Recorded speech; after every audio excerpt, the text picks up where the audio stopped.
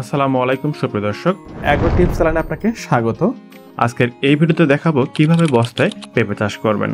ভিডিওটি খুবই গুরুত্বপূর্ণ। এটি প্রথম পর্ব।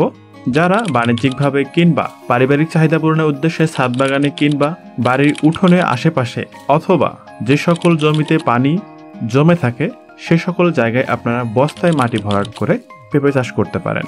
তো চলুন জেনে নেই কিভাবে কি করবেন।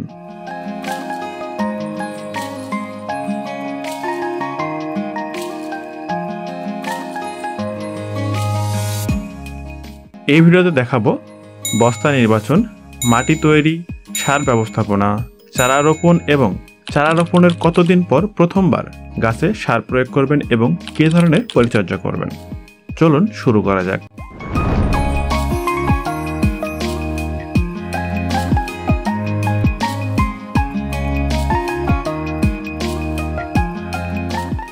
দর্শক, প্রথমেই বলতে চাই, পেঁপে গাছ যেহেতু 1.5 থেকে 2 বছর পর্যন্ত ফল দিয়ে থাকে, তাই তুলনামূলকভাবে শক্ত বস্তা নির্বাচন করতে হবে।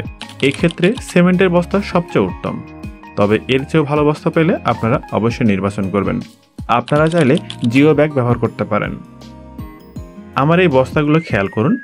এই বস্তায় কমপক্ষে 35 থেকে 40 কেজি মাটি রয়েছে।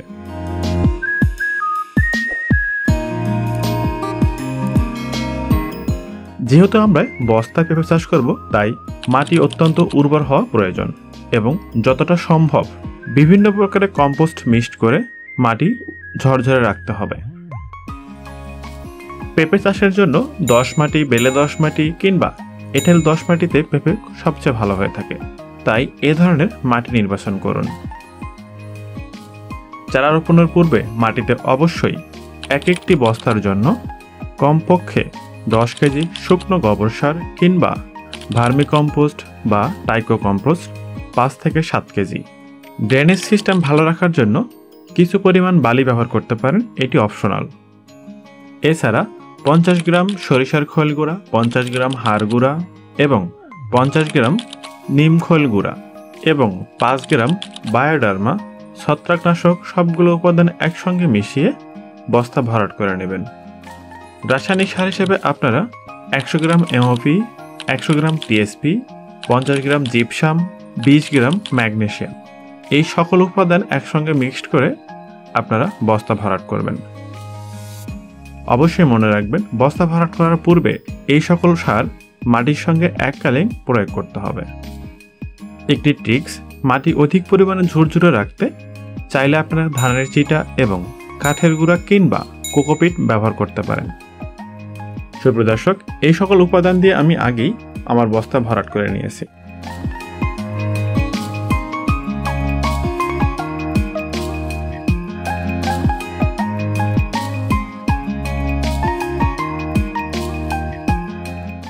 এবার চারা রোপণ। চারা রোপণের ক্ষেত্রে অবশ্যই চেষ্টা করবেন ভালো জাতের চারা নির্বাচন করতে। চাইলে আপনারা হাইব্রিড প্রজাতির চারা নির্বাচন করতে পারেন। বিশেষ করে যারা ছাদ বাগানে পেঁপে চাষ করবেন তারা অবশ্যই হাইব্রিড লাগাবেন, কারণ হাইব্রিড গাছের উচ্চতা বেশি হয় না, 5 থেকে 6 ফিটের মধ্যেই হয়ে থাকে। আমার এই চারাগুলো এক জায়গা থেকে উঠানো, তাই গোড়ার মাটিগুলো পড়ে গিয়েছে, কিন্তু শিকড়গুলো অক্ষত রয়েছে, অর্থাৎ 100% শিকড় রয়েছে। তাই অবশ্যই চারা স্থানান্তরের ক্ষেত্রে চেষ্টা করবেন শিকড়ে যাতে কোনো প্রকার আঘাতপ্রাপ্ত না হয়।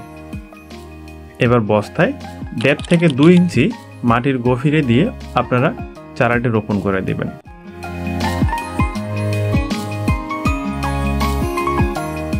আমার চারা রোপণ শেষ। এবার চারা রোপণ শেষে অবশ্যই আপনাকে পানি প্রয়োগ করতে হবে এবং অধিক পরিমাণে তাপ থেকে গাছের গোড়া ভেজা রাখতে আপনারা ন্যাচারাল মালচিং করতে পারেন। এই জন্য শুকনো খড়পাতা গাছের গোড়ার চারপাশে দিয়ে রাখবেন। অবশ্যই 30 থেকে 35 দিন বয়সে চারা রোপণ করার চেষ্টা করবেন। আর এই সময় বর্ষার পূর্বেই, অর্থাৎ জুন এবং জুলাইয়ের প্রথম সপ্তাহ পর্যন্ত আপনারা খুব সহজেই পেঁপের চারা রোপণ করতে পারেন, কারণ বর্ষার সময় পেঁপের গাছের গ্রোথ অনেক ভালো হয়।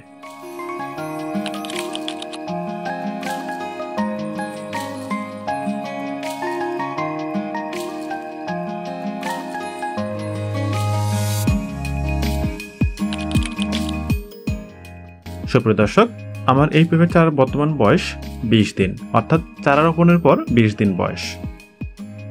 এ পর্যায়ে গাছে আমি রাসায়নিক এবং জৈব দুটোই প্রয়োগ করব।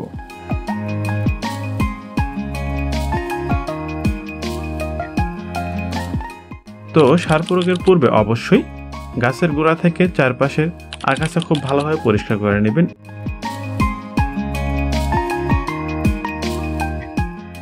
মাটি হালকাভাবে খুঁচিয়ে নেবেন যাতে গাছের শিকড় আঘাতপ্রাপ্ত না হয়। যেহেতু বস্তার মুখটা অনেকটাই ছোট, তাই পেঁপের শিকড়গুলো কাছাকাছি অবস্থানেই থাকে।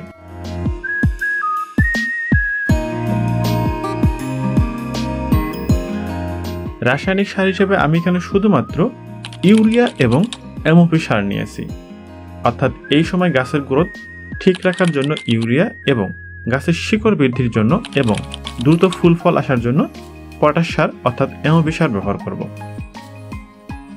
বস্তা প্রতি ইউরিয়া এবং এমওপি সার মিলে দুটো মিলে আপনারা 30 গ্রাম সার ব্যবহার করবেন। এর সাথে আমি এখানে ব্যবহার করব পাতা পচা সার বা আপনারা যে কোনো কম্পোস্ট সার ব্যবহার করতে পারেন। এটি 2 থেকে 3 মুষ্টি পরিমাণ অর্থাৎ আধা কেজি পরিমাণ আপনারা ব্যবহার করবেন। এবং পিঁপড়ার উপদ্রব থেকে বাঁচতে, যে কোনো ধরনের মাটিবাহিত পোকা থেকে বাঁচতে আপনারা অবশ্যই নিমখোল কিংবা ফুরাডন ইউজ করবেন। যেহেতু সামনে বর্ষাকাল, পিঁপড়ার উপদ্রব অনেক বেশি হবে, তাই অবশ্যই ফুরাডন ইউজ করতে হবে।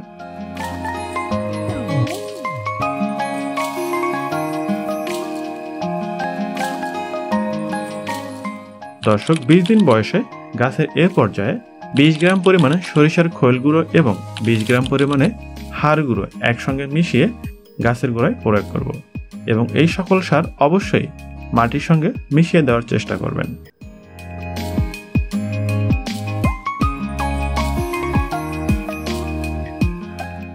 দর্শক, মাটির সঙ্গে খুব ভালোভাবে উল্টিয়ে পাল্টিয়ে মেশানোর পর অবশ্যই এই তীব্র তাপদাহ থেকে গাছকে বাঁচাতে গাছের গোড়ায় পূর্বের ন্যায় ন্যাচারাল মালচিং করতে হবে, অর্থাৎ বিভিন্ন গাছের শুকনো লতা পাতা দিয়ে গাছের গোড়া ঢেকে রাখতে হবে এবং পানি প্রয়োগ করতে হবে। এতে করে গাছের গোড়ার পানি সহজে শুকিয়ে যাবে না এবং বিভিন্ন প্রকার আগাছা জন্মাবে না, দীর্ঘ সময় গাছ সতেজ থাকবে। এই তীব্র গরমে অবশ্যই সকাল এবং সন্ধ্যায় 2 বেলায় পানি প্রয়োগ করবেন, তবে পরিমিত।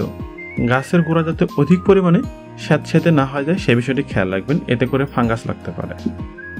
দর্শক, এই সময় আপনারা একটি মাকড়নাশক এবং ছত্রাকনাশক আপনারা প্রয়োগ করতে পারেন। পেঁপে গাছের পরিচর্যা হিসেবে গাছের নিচের দিকে কুশি পাতাগুলো ছাঁটাই করবেন, এতে করে মূল গাছে অধিক পরিমাণে পুষ্টি পাবে এবং গাছ বৃদ্ধির দিকে মনোযোগ দেবে। বস্তায় পেঁপে চাষ সম্পর্কে কোনো কিছু জানার থাকলে অবশ্যই কমেন্ট করে জানাতে পারেন। ধন্যবাদ।